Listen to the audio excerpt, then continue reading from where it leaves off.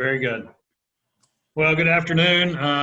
It's a pleasure for me to be here with you. I'm going to talk about minerals as well as a little bit on vitamins at the end. My contact information is on my cover slide. I've made those slides available to both Carmen and Melinda. I don't know whether they post those anywhere for you guys, but they will be available.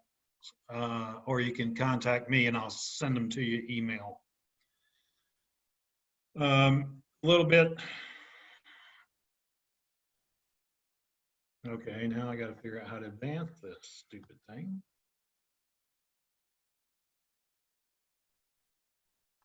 There we go. My credentials.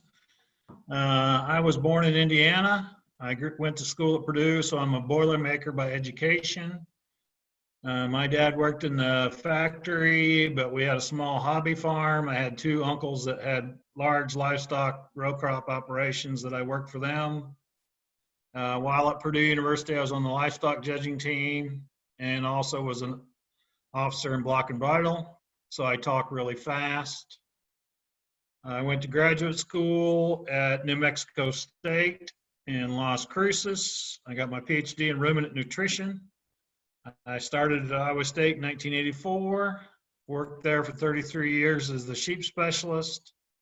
Currently, I work for Premier Sheep Supplies in Washington, Iowa, part-time as their basically private extension sheep and goat specialist. A couple of my bigger developments, we initially started the National Sheep Improvement Program at Iowa State in 1987. I have a software Excel spreadsheet, sheep brands that we sell at Iowa State still, and we also co-developed a goat brands ration balancing software. So those of you that are good with Excel, want to do your own rations, balance your own rations, those are available through publications distribution on campus.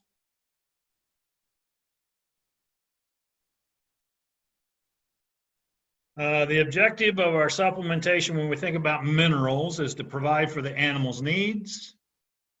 We want to do it low cost. Currently with COVID-19 and the depressed livestock markets, it's going to be probably an unprofitable year for all of us.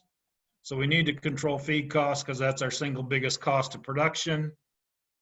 You can have mineral costs per head in your flock of sheep or goats that might range from $3 up to $42, which I find extremely outrageous. But I had a client call me with questions from southern Missouri this spring, and he was feeding a mineral that cost somewhere in the neighborhood of $60 a bag, and they were eating 2 ounces a day. So his mineral costs were $42 a year. That's a bit too much. Number one thing to remember, sheep and goats cannot read the labels. They also will not follow the labels, and we as the shepherds, herdsmen, have got to read the labels so we know what's in our mineral and how much they're supposed to eat. So if we think about the types of minerals, we've got macro, which are on the left column, calcium, phosphorus are the two main ones. That's obviously with bones, potassium, magnesium, sulfur, and then sodium and chloride. Macro minerals are required on a percentage basis, so from 0.1 to 0.7%. Micro minerals are required in very, very small amounts. So we've got zinc, selenium, cobalt, copper, manganese, iron, iodine, and molybdenum. Now we don't know what the requirement for molybdenum is in sheep or goats. The reason we care about molybdenum is it ties up copper absorption. So when we think about selenium is probably the lowest mineral requirement at 0.3 parts per million. In Idaho, I think you have 1.8 million people. So one person in the state of Idaho would be about 6 parts per million. So you gotta realize selenium is very, very, very lowly required. Most of the other minerals are in, iodine's about 0.8 to 1.5. Most of the rest of them are in the single digits to double digits. So, and zinc's probably the highest of all the micro minerals. So we think about how do we know what we need to feed? What do the sheep need? What do the goats need? Basically, everything I'm going to talk to you about is based off of the nutrient requirements of small ruminants. It was published in 2007.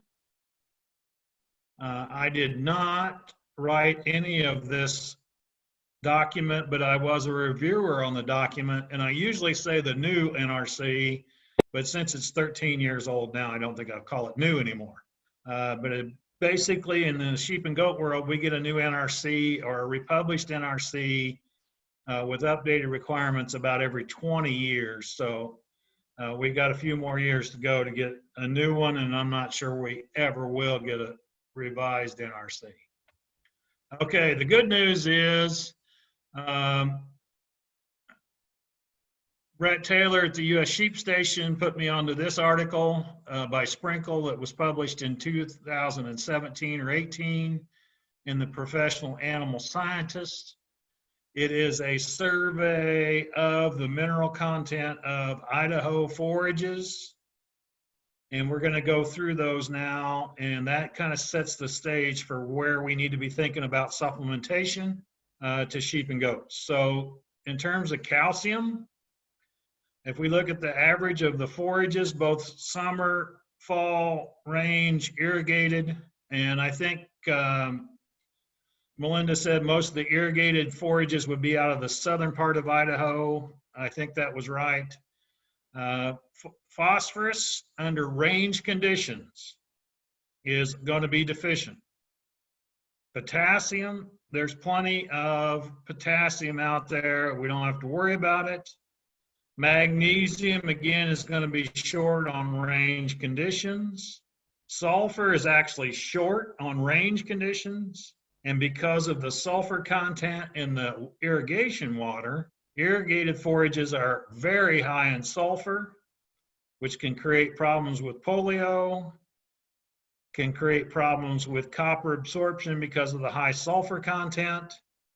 And lastly, sodium is short on all of the forages. So we've always got to feed salt to sheep and goats because there's not enough natural salt there for their requirements. On the microminerals, when we look at it, zinc is deficient. The requirements for zinc on sheep and goats are 25 parts per million for growth, 33 for reproduction in sheep. There's been some recent studies out in beef cattle when they use an a growth promotant that maybe the zinc levels should be up around 50 parts per million. And there is some data that shows for hoof health that we probably need to be above 100 parts per million zinc in that category. So we're always short on zinc. If we looked at some of the data on a national survey, zinc is the most common micromineral that's deficient for livestock. Iron, our levels are very high to the point that they can cause problems with being an antagonist and reducing the absorption of other minerals. Manganese are adequate, so we don't need to supplement them. Copper, range copper levels around 4, which is way low. Irrigated levels at 6 and 7, and we're probably okay for sheep except for the next line, which is molybdenum. And you can see that our molybdenum levels are high, and therefore the molybdenum and the high sulfur from the previous slide, we could be having issues, especially on irrigated ground or forages with copper deficiency, even in sheep. Cobalt, we're probably okay in most situations. So selenium, we're always short.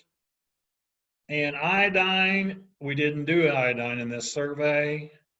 And you're all going, well, you know, they did all the others. Why didn't they do iodine? Because it's expensive and hard to do. The data that I've done in Iowa, we are at about 0.3 or less parts per million iodine. I expect that you are similar, if not less. And so we're deficient in iodine as well. So we need to think about, in a supplementation for micro minerals, zinc, copper, selenium, iodine.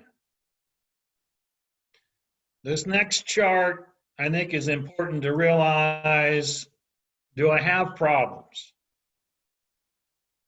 And what this chart is showing, that if we start with plenty of minerals in the sheep and goats diet, over time, without supplementing, those levels fall, and we have to go a long time maybe before we see clinical disease. And that's because there is storage of the microminerals in the liver, in the kidneys, therefore that may not show up. Whereas immunity can happen very relatively quickly in terms of a deficient status, and then growth and fertility are in between. So we think about, everybody always makes the joke of 6 sheep's a dead sheep. Well, one of the reasons we may have more trouble with sheep getting ill and goats is if we don't have appropriate mineral supplementation so that they have a working immune system to fight off the diseases. And microminerals that are critical for immunity are copper, zinc, iodine, I think, if I remember right. All right, next thing about minerals is they all interact with each other. So this is a classic example where copper status is impacted by the level of molybdenum, sulfur, and iron in the animals' diets. All 3 of those minerals negatively impact the absorption of copper. So even though on the forage test we got 7 parts per million copper on the irrigated forage, because of the high sulfur, the high molybdenum, the high iron levels, we're probably still maybe deficient. I did some rations for a lady in British Columbia last week with her sheep, and we are actually going to feed half goat mineral, half sheep mineral to those animals because of copper deficiency. Now, we know, we've all been trained that sheep can't handle copper and we shouldn't feed copper. Well, maybe we should, maybe we shouldn't. It depends on your situation. And the important thing is, it's not that sheep are susceptible to copper. Sheep are just really good at absorbing the low levels of copper that we have in the diets. So we think about it, copper requirements for sheep are about 7 to 10 parts per million. In goats and cattle, it's probably up closer to 20, 25 parts per million copper. So you can see, obviously, for goats, we've got to supplement in that regard. This is some work that I did at Iowa State. We took 50 samples and had them analyzed for micromineral content. Mark and Shane are 2 sheep producers in Northwest Iowa that submitted hay samples to me that we also analyzed. Our copper levels in Iowa are around 9.7, but there's a huge variation between the 2 hay samples. Iron samples were really high, and more importantly, and the reason I put this slide in, the standard deviation on the iron content of those hays was 200 over 200. So we have tremendous variation in iron, and it somewhat depends on how many gophers you got in the hayfield, how nice a job you do raking all that dirt up in the windrow, and if you're running your hay bind too low and getting too much dirt in the windrow. Zinc, a little less variation. Manganese, almost 50% of the mean. Molybdenum, again, almost 50% of the mean. And notice that on Shane's hay, his molybdenum levels are at 6.8. Theoretically, that means his copper in his diet to prevent copper deficiency in his sheep should be around 36 to 40 parts per million copper. Oh my. I don't think I have enough liability insurance to put that in most people's rations. What I also found out about that hay was that was harvested from a roadside ditch that was about a half a mile long and about 150 yards wide, that they had done a lot of dirt work on, brought a bunch of deep soil in up to the top and screwed it up, and that's why the molybdenum levels were so high. And the other place I've seen really high molybdenum levels was in Ohio on reclaimed strip mine pasture and hay. Those levels were about similar to Shane's, and they were up around 6 to 7 parts per million. Selenium levels in Iowa are a little higher, but again, great variation. Iodine was around 0.35, very consistent, but a 0.21 standard deviation. So there's lots of variation on microminerals. So even though we've got the state test that we reported on earlier, there's still quite a bit of variation in that. Critical times for our trace minerals. So stress increases urinary excretion of copper and zinc. So stressful times in sheep and goats are weaning, transport, shipping, parasitism, which goats tend to have more trouble than sheep, but all of them do under poorly managed pastures, lactation, and cold stress. All can increase the need for more copper and zinc. Reproduction, conception rate, fetal development, fetal liver storage of microminerals are impacted and important. For example, selenium does cross the placenta, and so sheep and goats should be born with adequate selenium if we're feeding the nannies and the ewes enough selenium. Vitamin E does not cross the placenta. Then when we think about immune responses, when we vaccinate, if we don't have the appropriate micromineral levels, we don't get a full antibody titer response.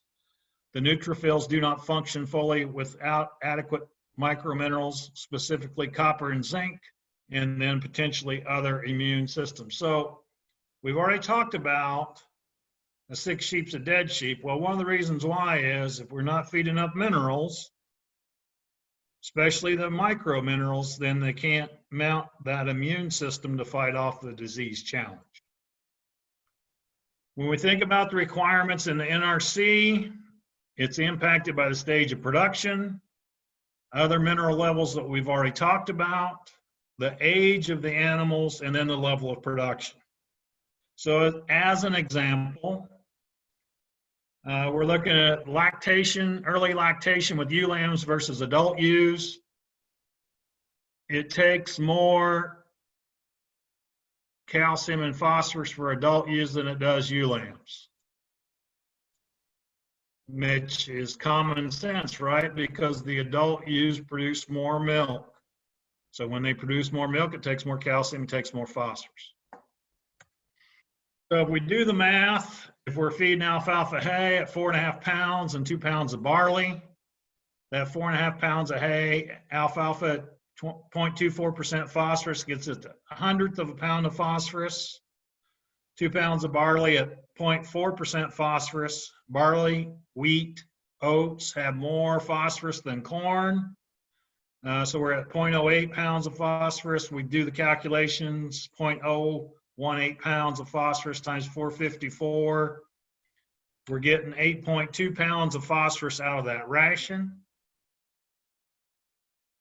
So that is versus an 11-gram requirement. So our nannies are probably short on phosphorus during lactation.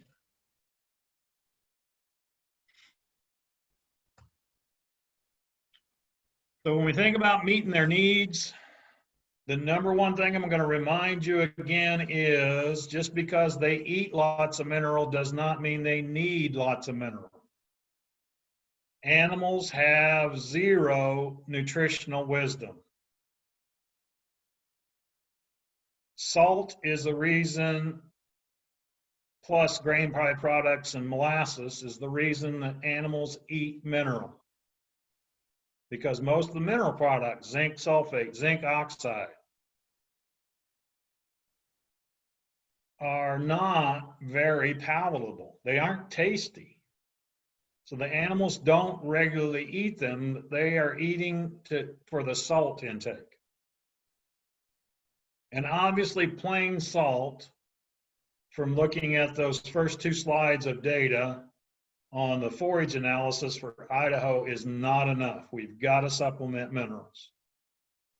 Now, we don't have to provide all the mineral because there is some in the forage. There's some in the diet. We just have to balance it with the mineral source. Mineral density. For example, selenium. I've seen various mineral products, trace mineral products that have from 10 to 90 parts per million selenium.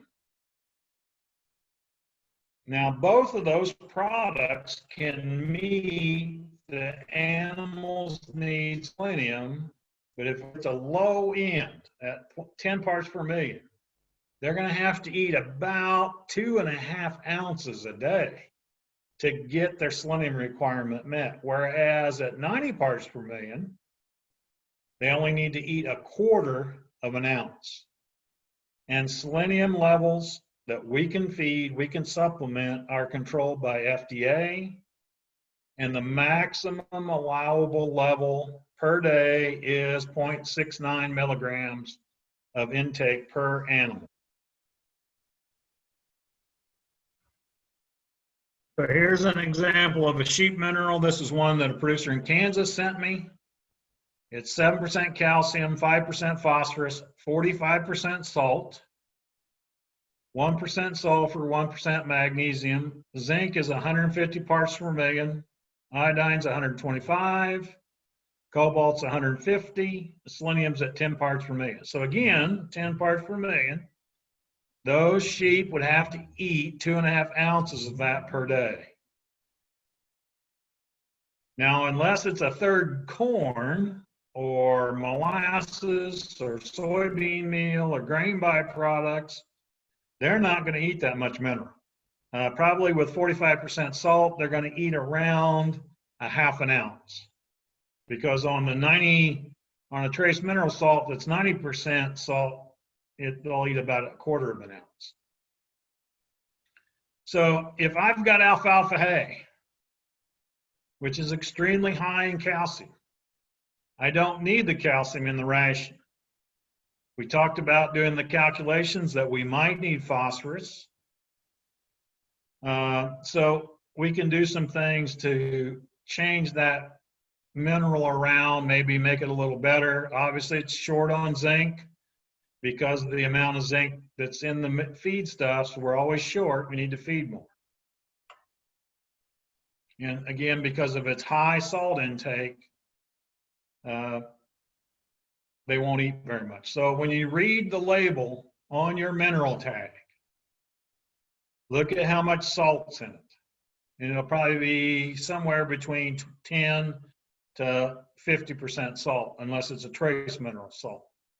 And that'll give you an idea why, along with the other ingredients they put in that mineral, why the sheep or goats are eating too much or not enough.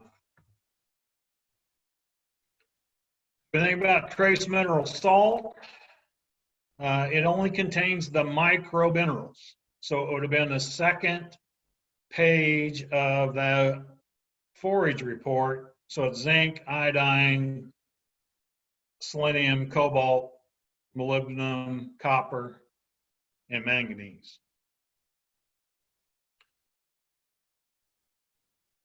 Because it's high salt, 90 to 98%, they don't eat very much per day, so you get lower intake. Lower intake reduces the price because it's mostly salt. You ought to be able to buy a bag of plain white salt for around $5 or less. So our total cost of mineral supplementation is around 25% of using a sheep mineral, where it's got the macro and micro minerals in it. So if we use a trace mineral salt, we can get down around $3 per year or per nanny per year. And then water, our water source may also provide minerals. Some people have a lot of sulfur in their water, a lot of hard water situation with lots of calcium. Can screw up calcium phosphorus ratios, etc., cause problems with calculi and some of those things. All right, so here's the advertisement promotion for Premier. One of the things that Premier Sheep Supply bought out Pipestone Vet Supply about 3 years ago. We got a bunch of nutritional products, and that's why Premier hired me on to reformulate these, train their staff, make sure they were appropriate. So we have both a goat trace mineral premix as well as a sheep trace mineral premix. These are 5-pound bags. You mix them with 50 pounds of plain salt, and basically then that's going to cost you around $18 for that 55 pounds or less, so it'll feed about 10 head of animals per year. We also sell a 1-pound AD&E premix pack that you can add in that if you think you need AD&E, but we'll talk about vitamins later. Mineral availability. Lots of feed companies will try to imply that their mineral is better because of the sources they use to make the mineral. Generally, if we think about availability in terms of how much of that we feed the animal is absorbed, oxides are like zinc oxide, also the same stuff that's in your sunscreen, if I remember right, has a relatively low absorption, and the animals may absorb 20 to 40% of it. Sulfates are in moderate absorption, 40 to 60%, and chelates like seleno yeast or Zinpro, those type of minerals that are chelated to an amino acid, have higher absorbabilities, maybe 50 to 70%. So in some research trials, we have gotten a response to chelated minerals. Now, my concern is, did we get the response because we increased the total available mineral because of higher absorption, which to me indicates that the NRCs are wrong and we have a higher requirement than we thought? Or is it really, it's a better form of zinc or selenium or whatever that does a better job? We don't have a lot of information on that in the sheep and goat world. So I wouldn't necessarily pay the extra cost of the chelates. And I thought it was interesting. I was looking at a mineral the other day for somebody, and it contained all the chelated minerals, but it also contained all the cheap minerals as well to make the mineral cheaper. And they were talking about how it was better because it had the chelated minerals. So what should you do? Number one, you should test your forages. Test your hays. Know where you're at. Not only just for minerals, but also protein and energy, because that's the big things we need to balance for. The research data that I showed you from Iowa State, we had those analyzed at Michigan State University. Minerals will cost you about $60 a mineral. We made them a deal because they were doing 6 on 50 samples, 6 different micro minerals, and we got them done for $150 a piece. Second part, now we know what our mineral levels are of our forages. We did the mineral tests. Secondly is, how much mineral do the animals eat? So I would put out a weekly supply for the group and see whether it lasts 3 days, see if it lasts 6 days, see if there's a lot left after a week. Because the feed companies, when they did their mineral formulations, based it off of X intake. So we really shouldn't say the mineral's bad, because if they're not eating it, it's not the mineral is bad, it's just that sheep and goats aren't eating enough to balance their needs, because they're not following the label direction. If they're eating 3 times what they're supposed to be eating, then that means there's too much flavor enhancer, goodies, molasses, grain byproducts, etc., put in there, and they got the intake too high. When they tend to overeat, I tend to dilute it back out with salt. Now, if your sheep and goats have all the hay they can eat, you give them a little grain every day. Their condition score 3.5 to 4, so they are never hungry. Their mineral intake's probably going to be relatively low. If you really control dry matter intake, if they need 3 pounds of hay to meet their energy needs and that's all you give them, they eat that in an hour, they haven't got anything else to do the rest of the day. So they may eat more mineral just out of boredom. One of the questions that came in ahead of today's webinar was, should I use blocks or should I use loose salt or loose mineral? The old shepherds would say never to use blocks because it tends to cause problems with them losing their teeth. Now, I don't know whether that's true or not, but I do know that blocks, it's harder for them to consume the amount they need. They may start relatively soft so that they can consume them pretty well, but after they're out in their weather a little bit, they get hard and nothing eats them. So it's a lot easier to put out a week supply with loose mineral. I tend to think we should use loose mineral, but I don't care which way you go. Again, if they're supposed to eat 1 ounce apiece and you got 30 ewes, 30 goats, that's almost 2 pounds a day, so they need 14 to 15 pounds for the week. Measure that out. As producers, best management practices, read the mineral tag. Know how much selenium is in there. Monitor their intake. I like to put the mineral in the TMR or in the grain mix and force feed it. I think you will have way less animal to animal, day to day mineral intake variation. When we think about mineral, it is needed year round. We should not say, well, we don't need, I'm not breeding them until September, October. I don't need to put mineral out there until August. So all summer I can just feed them salt.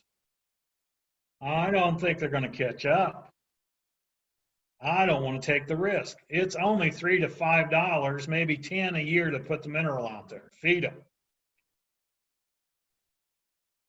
as you think about, for example, on zinc, zinc's involved with hoof health, hoof wall, hoof integrity.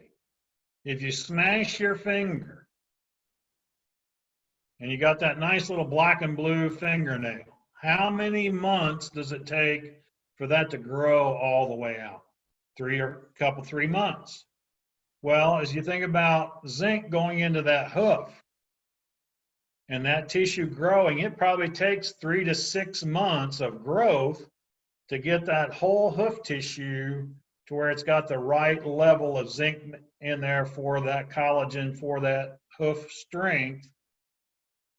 So if you take them off during the summer because they're not doing anything, or early fall because they're not breeding yet, then you got that time period where you're short on zinc, and then we wonder why we have so many hoof problems in sheep and goats. This is all changed right now on distillers. The ethanol industry is in a crisis. They're all shutting down because of low oil prices, low gas prices. So distillers grains aren't available, but distillers is high in sulfur, and that high sulfur, as well as heavy metals, can tie up other minerals, specifically selenium can be tied up. So we've seen some increases in white muscle disease on lambs when we feed a lot of sulfur to the lactating, or a lot of distillers to the lactating ewes. Okay, we're going to touch on copper toxicity real quick. Again, back to sheep. It's that they're really efficient in absorbing the copper, and Suffolks are the best.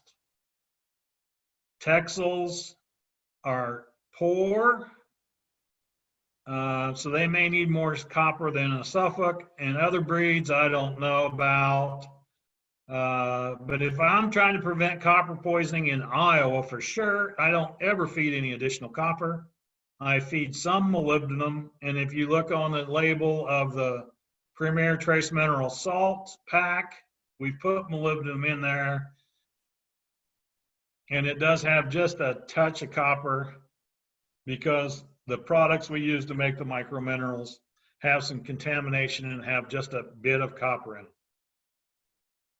It amounts to adding about 1/100th of a part per million to the total ration. So our guidelines for sheep on preventing copper poisoning is we want that copper to molybdenum ratio between 6:1 up to 10:1. So if we get below 6:1, that means we have too much molybdenum. We may get into copper deficiencies. The lady in British Columbia, her ratio was 2:1. She had really high molybdenums at 2.5, and her copper levels were down around 5. The other extreme, when we're fighting copper poisoning, copper issues, 10:1 is the max. And so that's a base diet in many cases. And usually, at least in Iowa, when we get copper poisoning problems, it's mostly a screw up at the mill, or they didn't get the feed delivery truck cleaned out good enough, and there was some leftover pig feed in the tank. And on swine, we feed 250 parts per million copper because it promotes growth. Only 20 times above what we want to feed a sheep, or 25. So it doesn't take much pig feed to get into a problem. When we think about vitamins in our mineral sources, I think they tend to be deactivated over time. I think there's a half-life of about 30 days. So I don't count on vitamins in my minerals to do that for me. I'd put them in either the grain, or I would put them in, if I mixed up that trace mineral pack, I'd put them in and I'd only mix up maybe a 30-day supply. In many minerals, on the label will say there's 10 parts IUs per pound of mineral. For use in late gestation and lactation, I want them to get 100 IUs minimum per day. So that means they'd have to eat 10 pounds of mineral. We can't afford that. So using the mineral source doesn't generally work very well to get our vitamins up. In reality, the only vitamin I'm really concerned about is vitamin E, unless you have had your sheep in dry lot year round. But if they're grazing on green grass, generally they can store enough vitamin A in the liver to last 6 months. Vitamin D, as long as the sun comes out a couple days a week and they're not locked indoors, they can make their own vitamin D. So vitamin E is really the critical feed or critical vitamin in terms of sheep and goat nutrition. Here's a research project that I did probably in the early 90s. These ewes were polypay based, lambing in February.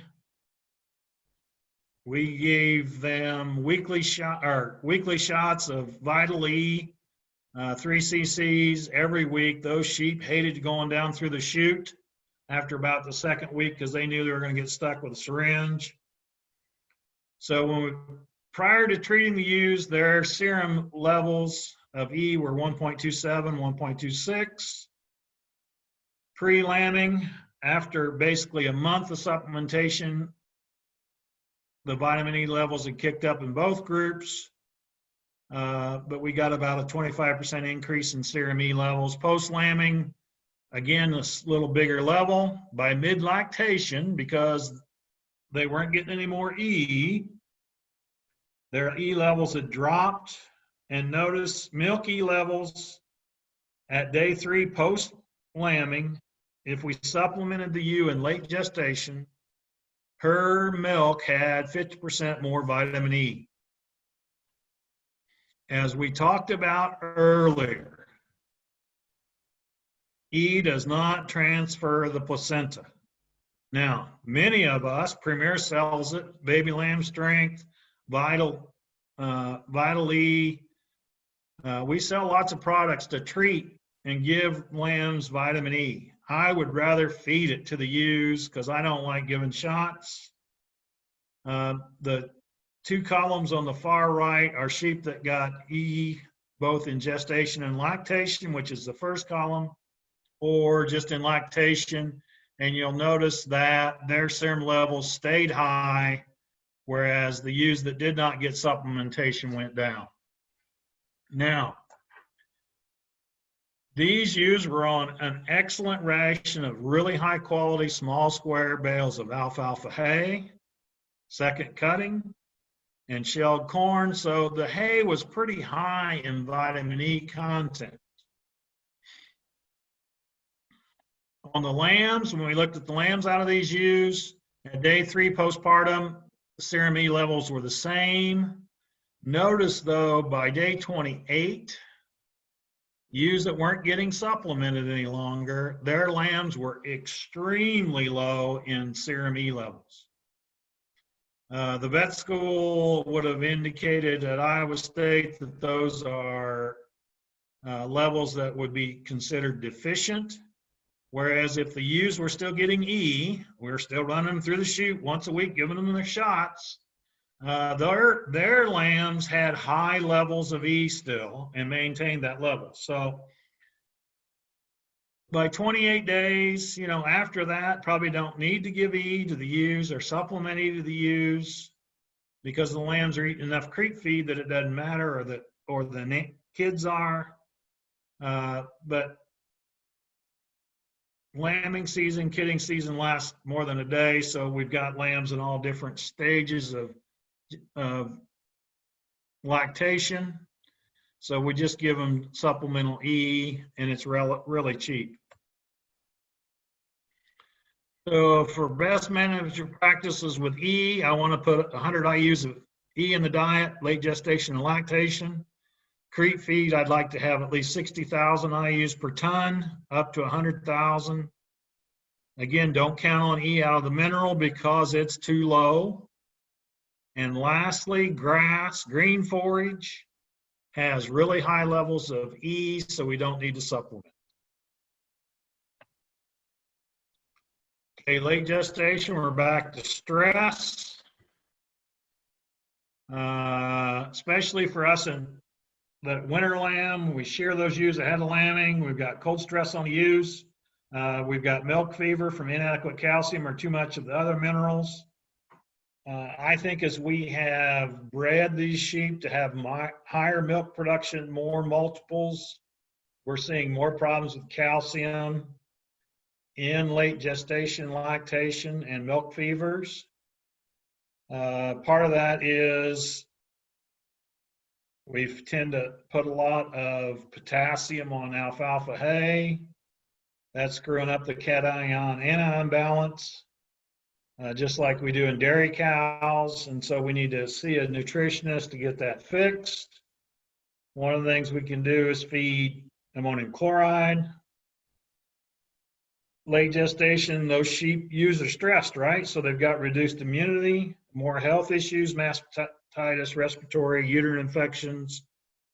The other thing is that as animals are sick, they have to reallocate energy to fight the disease, the bug, and they can't use it for production. So they can't grow as fast, they don't milk as much. So we want to try to make sure we get plenty of minerals in there. So if you got a small flock of animals, for example, your free choice in mineral with a ½ ounce of intake, you want to get AD and E into them. In that 50 pounds, I would use, the ewes need about 3,500 IUs of A a day and 150 to 300 of E. Whoops. Oh, I left the slide somewhere. So I would mix 1 pound in there to get with 50 pounds of mineral to get that AD and E intake up there. Do you know, if you sample forages, we can do that. If you're losing lambs, one of the, or kids stillbirths, is probably potentially an iodine deficiency. You know, before the webinar got started, we're having, it was mentioned that we're seeing a lot of goiters in kids and lambs. I think goats have a higher iodine requirement. One of the things we can do is harvest some kidneys and livers from either animals we take to the locker, because that is the best sample and analyze for whether or not what the status is on mineral of the diet. Blood samples are not nearly as accurate. Again, read the tags, monitor intake. Plain salt is never enough. Even though it's cheap, it's not enough. And we can't expect sheep and goats to perform if we don't meet their mineral needs. I know this is boring stuff. It takes lots of math. So you can either do it by buying the brand software, you can consult a nutritionist, you can call up your local extension specialist, and they can help you go through whether or not we're short on minerals and how to supplement. Buy a good food scale. You can't use a spring scale out in the barn. You got to be able to measure to the nearest 1/10 of an ounce, if not smaller amounts, so you can do the right mixing and know how much is out there that you're going to feed. And with that, I am done, and we'll be glad to take questions. Okay, so the first question is from the beginning of the presentation. You mentioned the spreadsheet, and how do you find it on the website, or what website do you find it at? It is on the Iowa State University website. Okay. It is under Extension Publications, or the Extension web store. Okay. So if you go to Extension, and then it'll have Publications store or something like that. Okay. The next one, it says, is there a zinc supplement that can be easily added to loose minerals? Yes, if you need it. And I would use zinc sulfate. Zinc sulfate, okay. But how much? You got to do the math. You just can't go throw some in there, because one of the other questions that was ahead of the today, can you get too much? Yes. Zinc is toxic at 500 parts per million. Copper in sheep can be toxic at 10 parts per million. Selenium can be toxic at 2 parts per million. So we can feed too much. We should look at the label and see if we're short, because it might be low levels of zinc in the mineral, but they're eating 2 ounces. So they're getting lots of zinc. It could be there's lots of zinc in the mineral, but they don't eat any of it, so they're not getting any zinc. It's a 2-phase question on, is there enough? Okay? But you're right, zinc's the #1 thing to worry about. Okay. So here's the question. It says, my goat once had an allergic reaction to selenium. Do I have to continue giving him selenium shots like the rest of the goats, or should they avoid giving the shot? Okay, this is my pet peeve. If you have to give your animals selenium shots, if you have to give your babies baby lamb strength, or kids baby lamb strength, if you've got to supplement selenium that way, what does that say about our diet? This is a rhetorical question, Carmen, you can answer. What's that say about the diet, Carmen? That it is lacking selenium. Okay, it means there's not enough selenium in the diet. Yeah. Or there's something tying up selenium absorption. Mm-hmm. Let's fix the diet. Because that selenium shot's not going to last the animal very long. Right? They need to get selenium every day. I've never heard of animals being allergic to selenium. So you'll have to call me and we'll have to talk that one through to know what to do there. Okay. Hold on 1 second. Let's see. There was, okay. Oh, now I have to find it. So this was a question on, they were wondering about supplementing hay with barley and whether it needs to be crushed or if you can have it as a whole seed when supplementing. I would feed it whole. But I always have buts. Okay? Let's say we're going to add our mineral in with the barley. Then we need to process the barley because we got to get a smaller particle size. I might add 1 to 2% vegetable oil to that grain mix to help hold the mineral in the mix and keep it mixed up correctly and distributed correctly. Okay? So if you're just feeding barley, you can feed it whole. Or corn for that matter.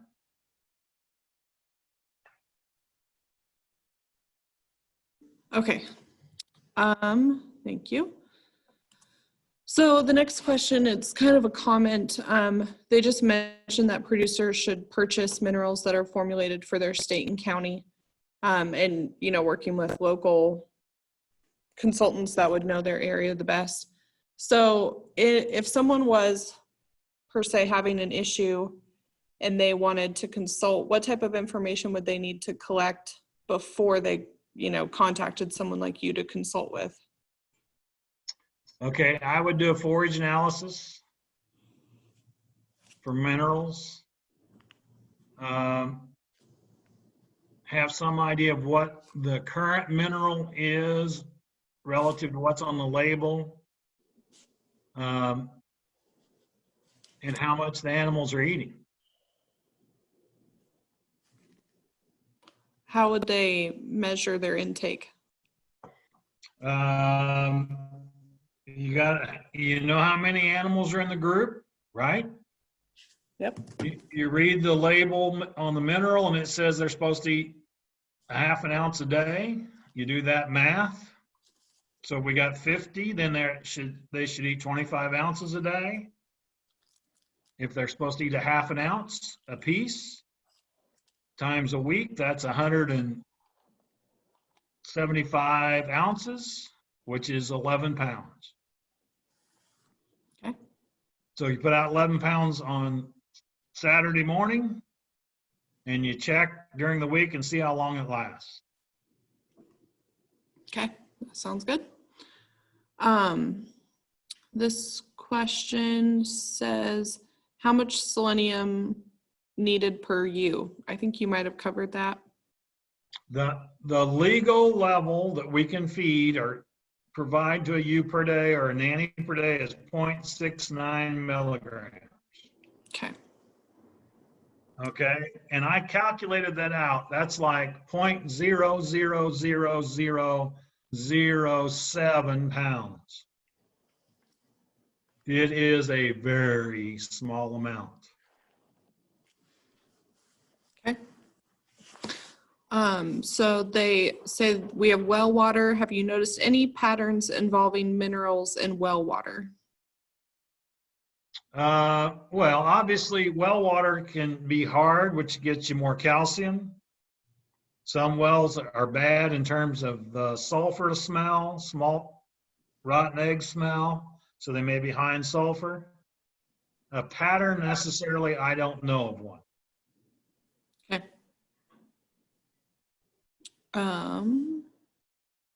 Trying to figure out, okay. What about a combination of organic and inorganic zinc?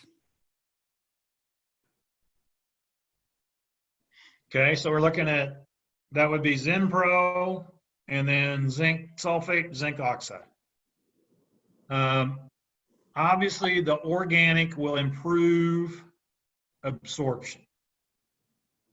So theoretically, you should have to feed less of it to get the same level of zinc intake. Okay. Let me see. Oh, and then how much of those, so this is going back to the selenium question. Does the requirement change before and after gestation? Their requirement will change a little bit, but I try to always maximize the selenium intake level. I try to feed 0.6 to 0.65 milligrams every day. Okay. I'm trying to make sure I got them all. I think that's it. We just had some other questions just about mixing. Okay. How would you mix the salt with the trace mineral packs that you mentioned? Okay, there's a video on the Premier site that shows me doing it. We did it 2 different ways. You can just use a piece of plywood, dump the salt out on the plywood, sprinkle a pack in there, and use a shovel and just mix it up. You can also use a cement mixer, put it in there, mix it up, get it mixed. It mixes pretty easily, so it's not that tough to get it mixed up.